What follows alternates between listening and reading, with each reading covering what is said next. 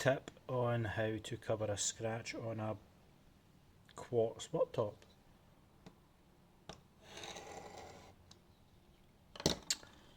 Using a black marker,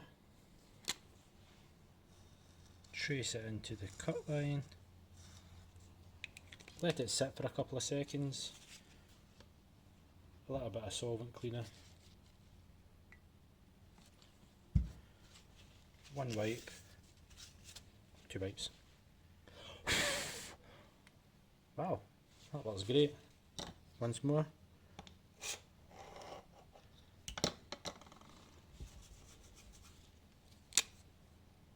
Black marker.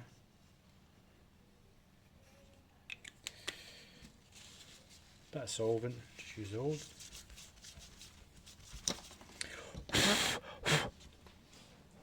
Brilliant!